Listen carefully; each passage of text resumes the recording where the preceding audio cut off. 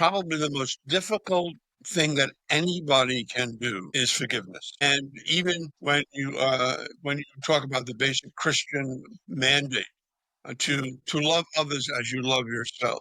When we talk about that when I have Bible study classes, people don't pay attention to the last part of that statement, to love people the way you love yourself. If you don't love yourself, how can you love other people?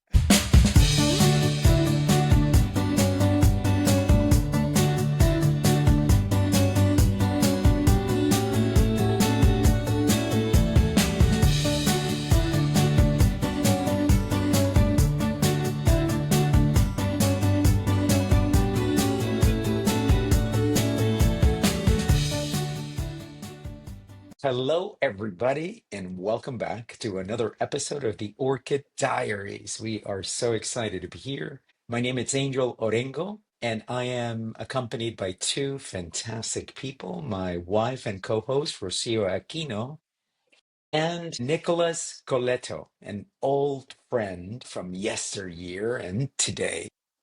That program is dedicated to interview for conversations with people who have read the book, The Orchid, The Secret Code of Modern Goddesses. And we are delighted to be here. Nick, welcome. Thank you for having me. It's my pleasure to be here.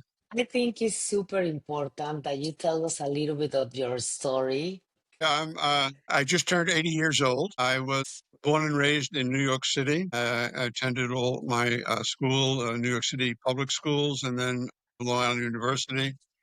And I was a teacher for 36 years in the New York City public school system. That's where Angel and I met way back in 1984, I think it was. And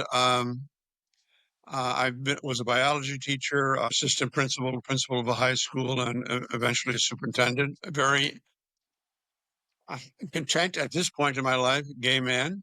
I was lucky enough to have a long-term relationship in which we raised a son, and we are no longer together. I now live in Virginia, very active with my church, Rising Hope Mission Church. It's a mission church which serves homeless, poor, and returning citizens. I'm also very active in helping returning citizens from incarceration, and I live right across the street from my son, so he can keep watch over me. Thank you for sharing that. I'm going to add a few words. In 1984, I was a very young man, and like many Latinos growing up in an urban environment, my life could have easily gone in any number of directions. And I am where I am thanks to the help of so many angels that came along the way to help me, to guide me. And I'm so delighted to be sitting in front of you, Nick, today, because you're one of those angels that contributed in so many ways, and perhaps more than you'll ever know, in guiding me in a certain direction. And you became a mentor through your guidance, through your perseverance, through your diligence. I'm sure, like me, there are many people, and perhaps this is also a moment to make a wide message of gratitude for all the teachers out there. Everyone who often goes unnoticed, who is at times maybe forgotten, who touches the lives of kids on such deep and profound ways and every day. I know you certainly did that for me. And I can imagine there are so many others lined up next to me and behind me and in front of me that can say the same thing. So I just want to say thank you. I am delighted for you to be here, that it is a pleasure and an honor to be sitting with you today. So thank you. Thank you. It has been incredible to witness Angel and how really your interaction together was this beginning of a beautiful seed that grew and grew and continued to evolve to really see how Angel was really touched and transformed his life. This is why it's so important. We don't have idea the person that we touch, right? Nick, how many students do you think you had in the past? That's one of there's a saying about teachers, and it's so true, that teachers send unknown messages into the future. Mm-hmm. If you consider that the average teacher might have 4 or 5 classes, 100 to 150 students a year. I was an assistant principal and then a principal, so that expanded. We, at the end of the year, there is the end of there's a graduation perhaps. There are hugs and tears and crying and good luck.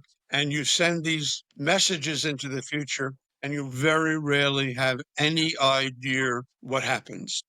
Mm. I'm lucky enough to have maintained contact with Angel, who was, he's one of my angels. I remember him very, very dearly as a student, as a worker in the office during the summer program. Yes, it's incredible, to be honest, how beautiful your relationship has been. And I only have 25 years with Angel, and really, you has been always present in our life, in our hearts.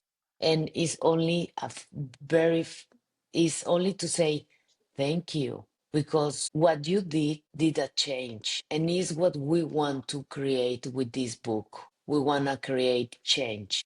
We want to create that ripple effect that continues to go to the future. So your work is imprinting in our work. This is a pay forward, really. So let's celebrate. Yes, how beautiful. So it turns out that this is not a conversation about a book, but it's really the celebration of friendships and influence and teachers and lessons.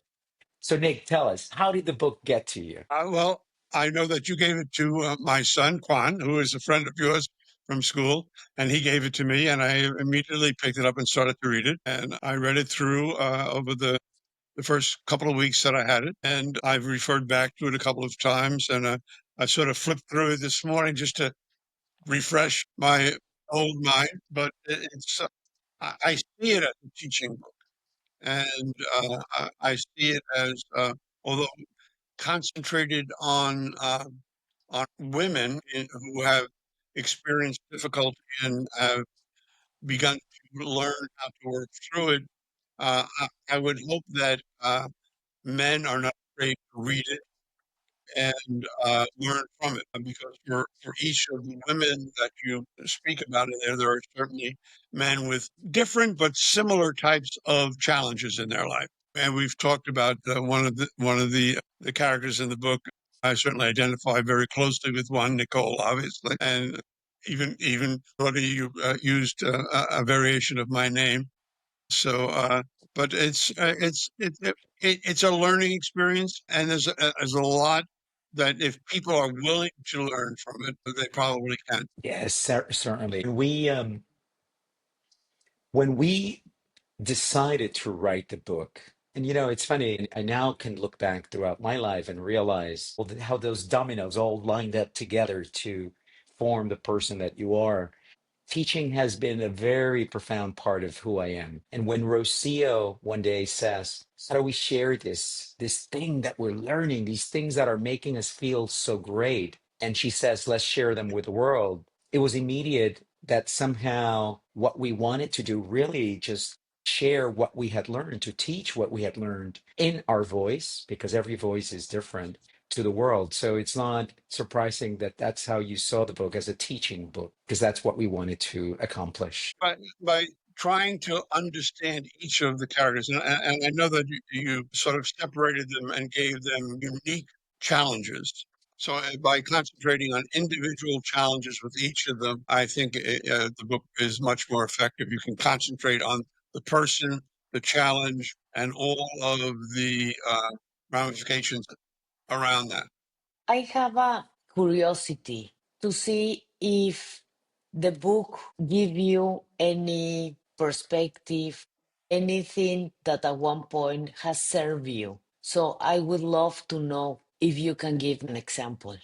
One of the things that has been most difficult in my life for me, and I constantly look for it, and I teach it also when I teach Bible study at church. And as a Christian, we believe in forgiveness. Probably the most difficult thing that anybody can do is forgiveness. And even when you talk about the basic Christian mandate to love others as you love yourself, when we talk about that, people don't pay attention to the last part of that statement.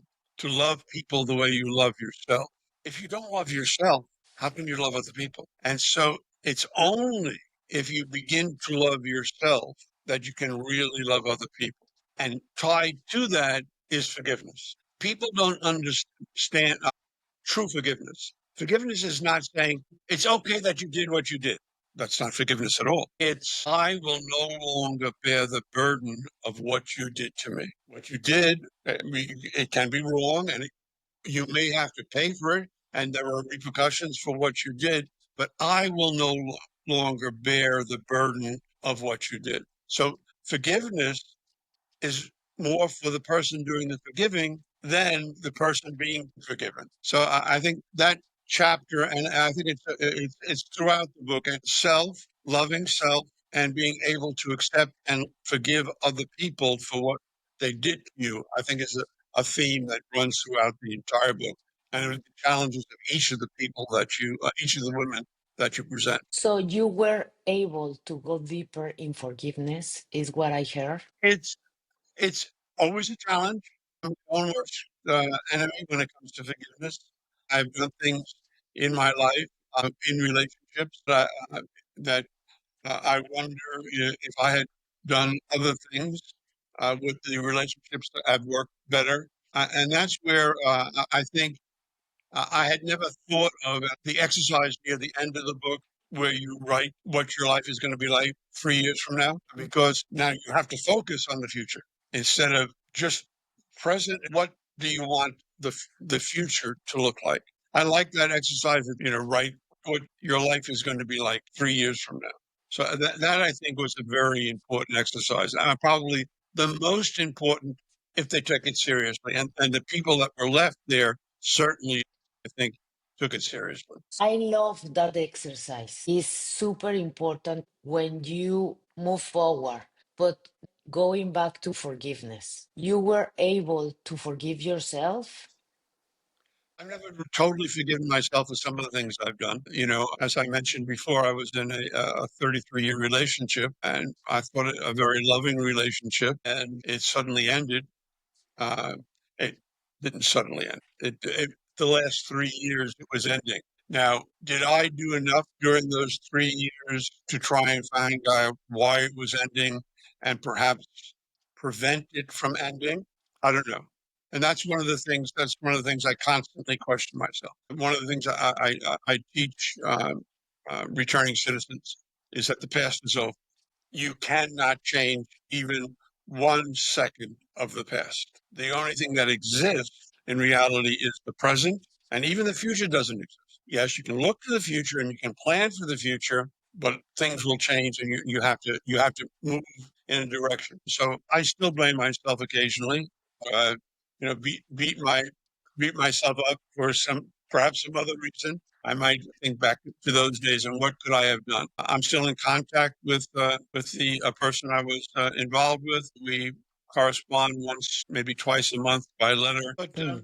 um, as I said, it's very difficult to forgive self. It's much easier to forgive somebody else than it is to forgive yourself. I agree with you. That happened to me.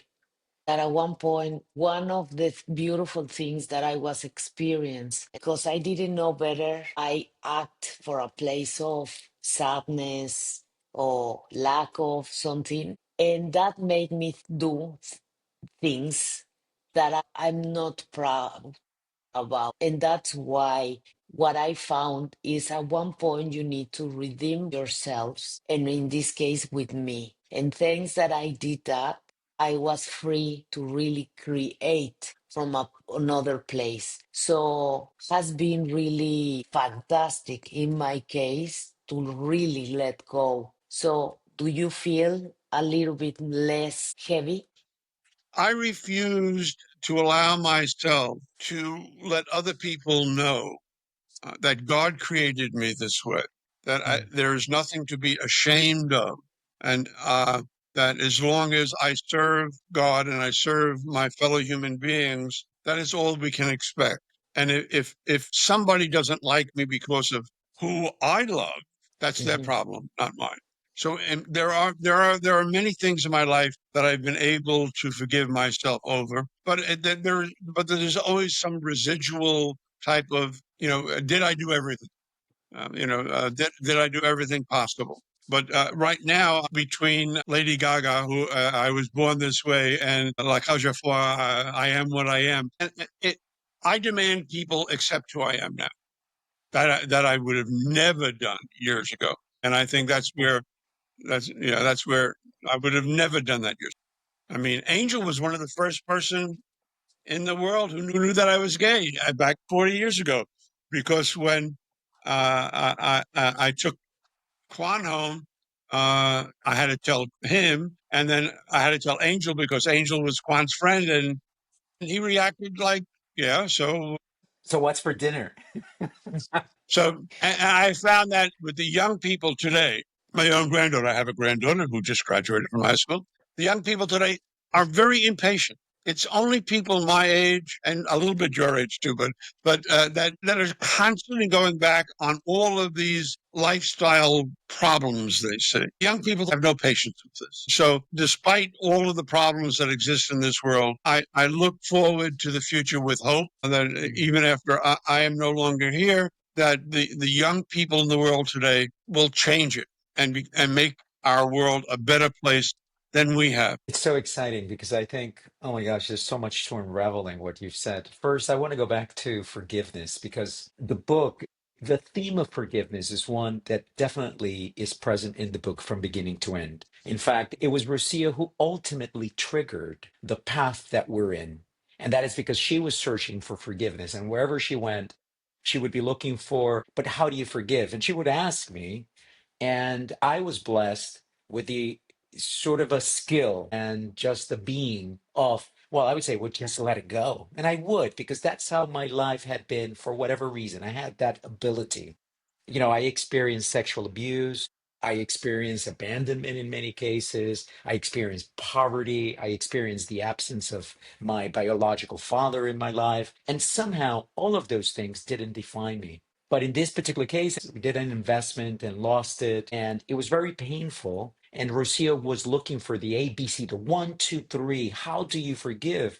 And I couldn't comprehend what she was looking for. And then all of a sudden, as she is finding it, as she is experiencing it, I understood it. And it became a language that we could explain and share with people. And that's why it's woven into the thread of the entire book from beginning to end. There's a great saying that says, not forgiving and carrying that with you is like carrying a hot coal in your hand, hoping to one day find either the situation or the person that caused that pain to throw it at them. And the truth is that the only person that gets burned, as you well said, Nick, is you. You're the one that's benefits from letting go. You're the one that benefits from true, absolute forgiveness. And then the other side of that is that when you do forgive, energy is given back to you, energy that you were giving to the past and giving to those situations. And then that leads you to say, well, now I'm more powerful, literally, because I've gained my energy back.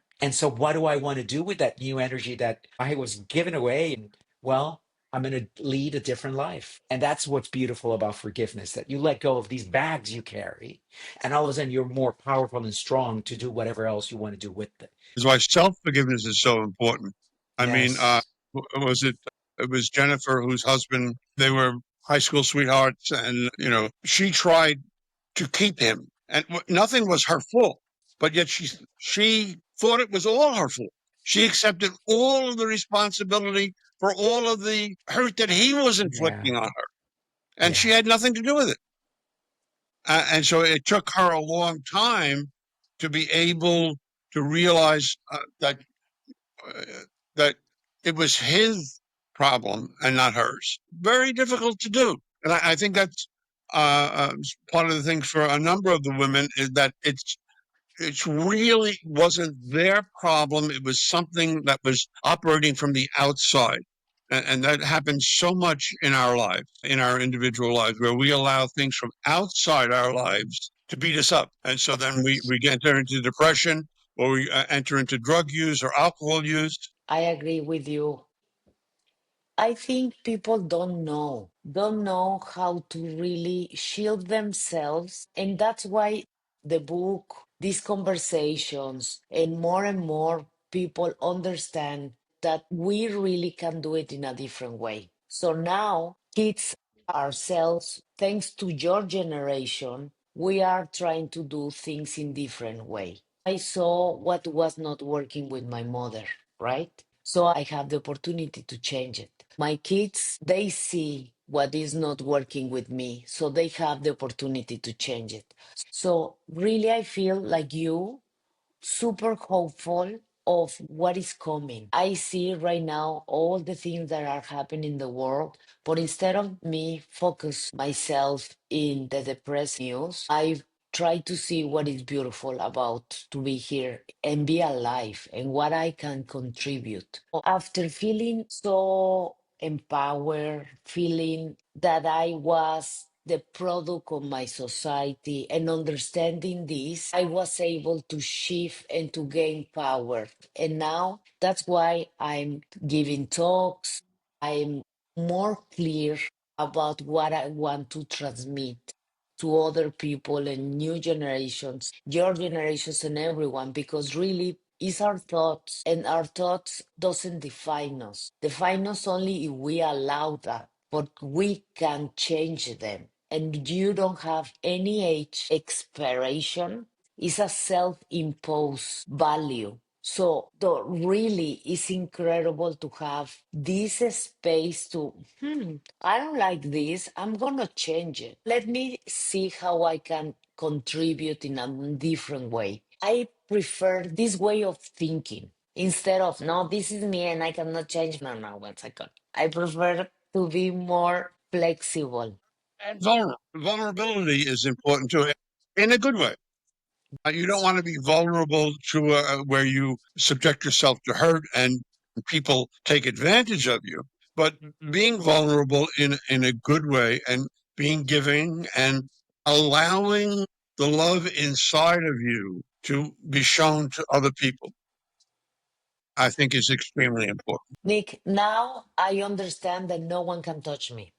I I was really fragile because I was thinking that somebody say stupid, and I was, oh my God, I'm so stupid all the time. And now I understand that that person doesn't have a good word to describe something else, but is not for me to believe her. So I learned how to be super careful with my energy and the energy of the persons who are around me. So we need to have these conversations and people to understand how key is to be careful with what you watch, be careful with what you eat, be careful with the people you are surrounded. What is the conversations that you are having? The conversation is making you feel better or worse. So it's important. I was a teacher trainer also, and again, trying to train other teachers, we're trying to tell them that if a if a student in a class gives an absolutely silly response that is totally wrong, there are teachers that would, oh, that's dumb or that's wrong, and I would try and teach them, and I hope I exemplified it as a teacher, trying to find out, why do you think that's the correct answer? How did you arrive at that answer? Because inside of the person giving you a response might be a totally logical sequence. So helping somebody else find the correct path is better than just telling somebody, "Oh no, that's wrong." And too many of us treat other people that way. If they're wrong, oh, please, that's so stupid. Why do you think that way? Most people don't give you a wrong answer or a silly answer on purpose. There's a reason, and helping them find the right path is very important.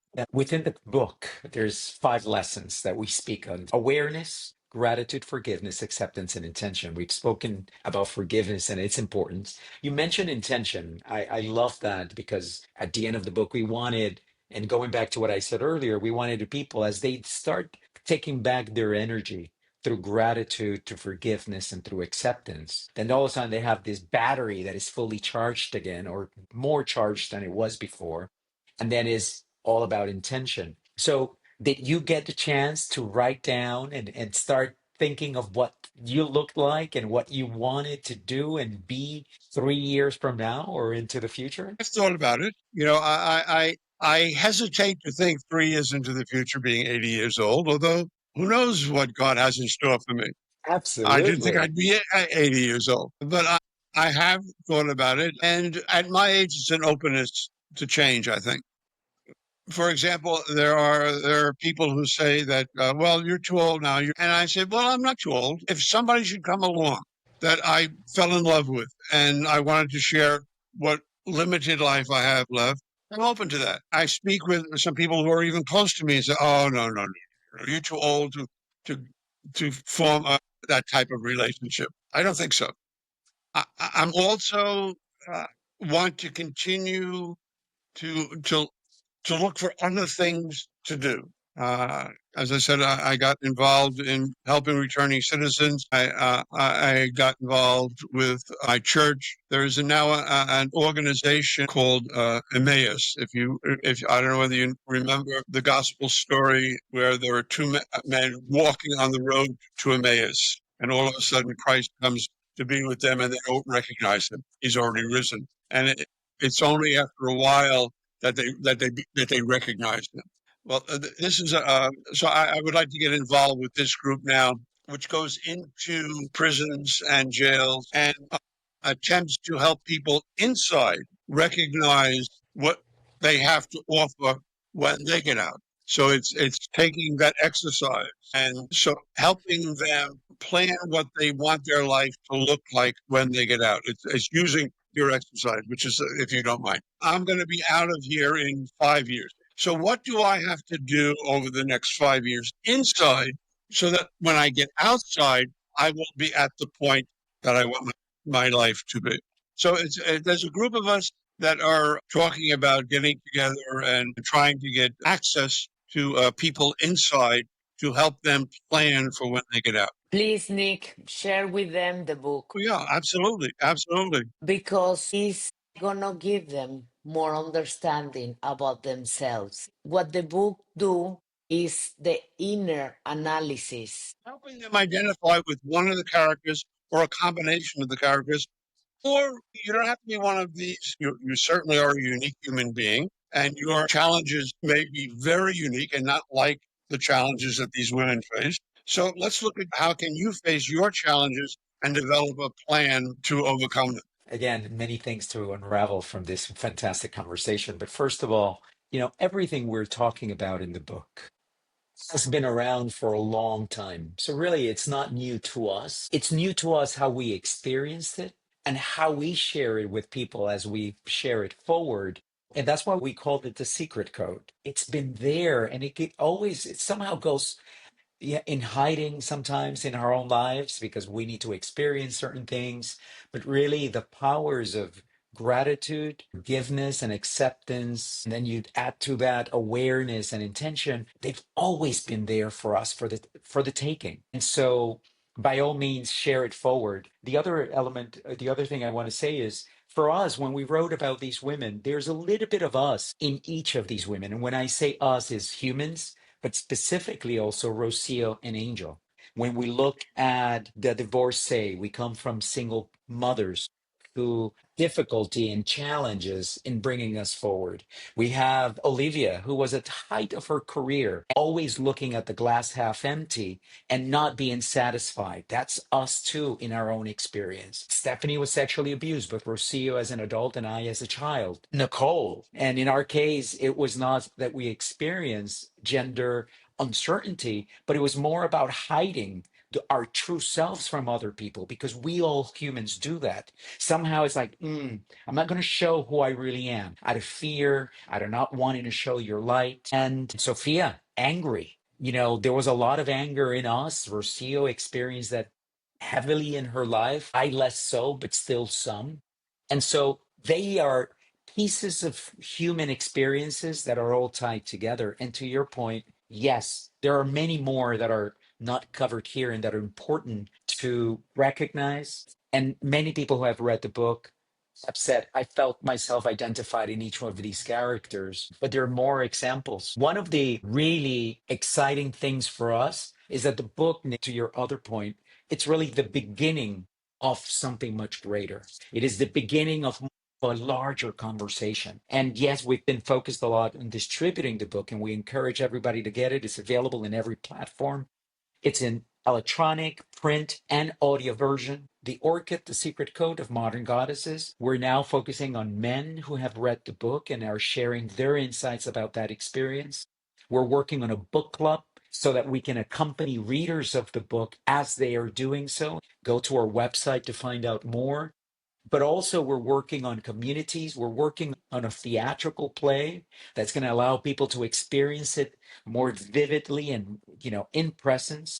We're working on a television show, and eventually we're going to have also courses and workshops for more people to feel part of a much larger community that is spreading this message. I think your outreach to men is extremely important because men are much less likely to open up. Men are much less likely to want to change. I can talk about myself as a man who had always helped other people.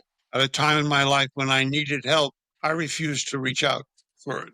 I'm the person who helps other people. I don't ask for help.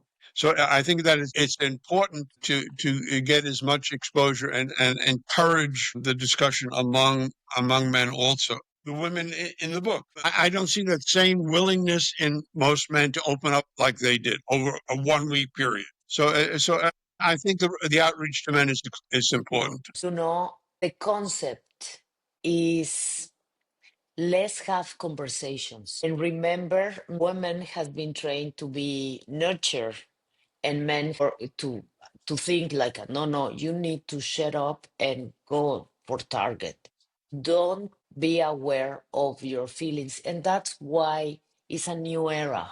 Because in this new era, you can be in touch with your feelings and be super successful. We want for more men to understand that you're gonna go further, you're gonna be a more complete human if you balance inside of you the masculinity and the femininity, because that lives inside of us. We are humans. When you see that something is possible, then you copy. So that's why it's like okay, let's have more conversations. Let's explore. Let's see what is working. One a friend told me once, at one point I was talking to her and say, oh my God, everyone should be looking and doing this. And she said, sometimes not everyone can listen because they don't understand how incredible is this work. So I understand that part, and that's why it's important to put it in different ways, the conversation through podcast, to a play, to go to any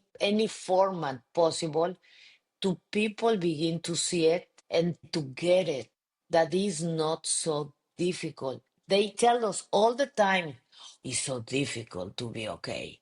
It's a never ending. It's impossible. And it's a limiting belief that we've been carrying. Or really, if you begin to think, no, no, it's easier, then you begin to see how easier it is. So that is an invitation for you to talk with all your community to really begin to see things in another perspective. And when they begin to see, it's like, Nick, now I understand you.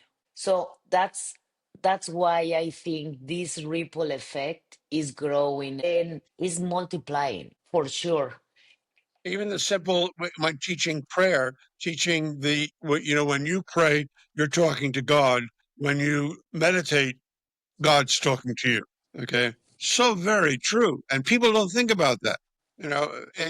They have to stop and listen to And what listen. God wants to say. And if you keep on jabbering, you're never going to be listening. Right. No, absolutely. And in fact, God is always speaking to us. God is always sending messages all around us in different. Sometimes there are people, sometimes there are animals, sometimes there's a sign, sometimes it's just a feeling, a knowing. And to your point, we're so busy. We're so busy asking. We're so busy not believing. We're so busy carrying and thinking about what happened in the past that we don't make the time to experience ourselves and experience God in us.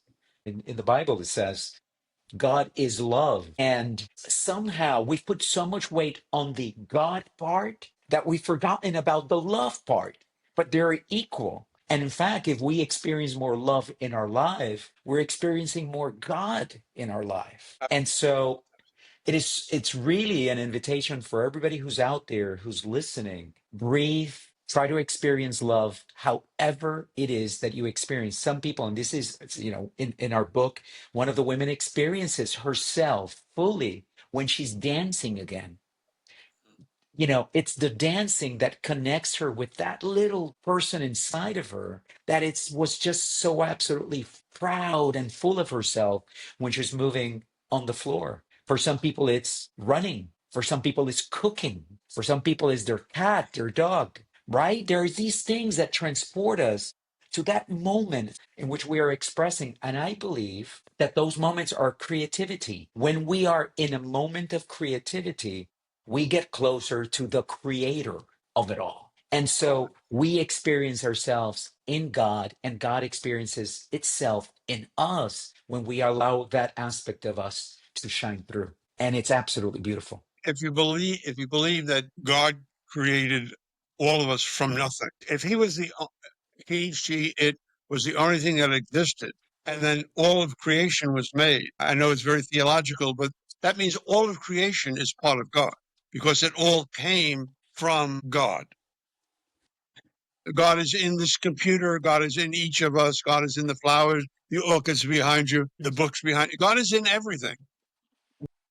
And we have to see that God in everything. And if God is love, then we have to see that love in everyone and everything. I agree. And that's why when you go to this program that you are developing to go to the jails and to help them when they go out, they can begin to work inside of that place and really transform the alchemy to say, I'm here and I'm going to enrich my experience. I'm going to begin to work in myself, my limiting beliefs about how to forgive myself, what I can be grateful. And they begin to work. When they go, they are fully creating another experience. So it's very important that work, really. So if you need help, we were more than happy to help. It would be interesting to cooperate in something in using the scenarios of the individual women and letting people read them if they don't want to read the whole, because it may be difficult for them to read the whole book. Some of them may even be illiterate. There are many people that have literacy problems in the prisons. So a way of giving maybe the plays or the TV shows or something like that that enables them to see the challenges that the individual women and well, what are my challenges? Once we have to recognize our challenges first. Once we begin to recognize our challenges, then we begin to work on them. The women in the book, until they really recognize what their challenges really were, not what they thought they were or what they created them to be, but what they actually were. They weren't ready to meet them. And once they saw what the challenges were and what the reality was, then they could write those 3-year out plans. Before that, they wouldn't have been able to. If you had given them that exercise in the beginning and said, "All right, let's start. Where do you want to be in 3 years?" Well, No, it's impossible. It's no, overwhelmed. nothing would have happened. Is overwhelmed. That's why it's important to really feel better about yourself before anything. Yes, you begin to have it's small changes. Everything happens with a small change. And it's important to mention this is why awareness is the first lesson that we speak of, because the invitation is observe yourself. Observe yourself in the theatrical play of Angel's life, of Nick's life, of Rocio's life, and look at that from your own point of view. You know better yourself than anyone else. And ask yourself, do I like what I see? And if you like it, by all means, continue it. And if you don't, then that invites the next question. Is there anything I want to change? And if the answer is yes, then there is hope because you can start looking at your life differently and saying, I am the result of these ideas, of this upbringing. We've spent a little bit of time studying Rwanda because 30 years ago they had a disastrous experience Yes. of a genocide in which Genocide. 1 million people were assassinated in 3 months period. And today, when one of our daughters had the experience of going to Rwanda and experiencing that firsthand and how they're living today, and when they're asked, well, how do you feel about what happened? Their answer is, it's part of my history, but it does not define my future. And that is so critical for us as human beings because really it applies to every day of our lives.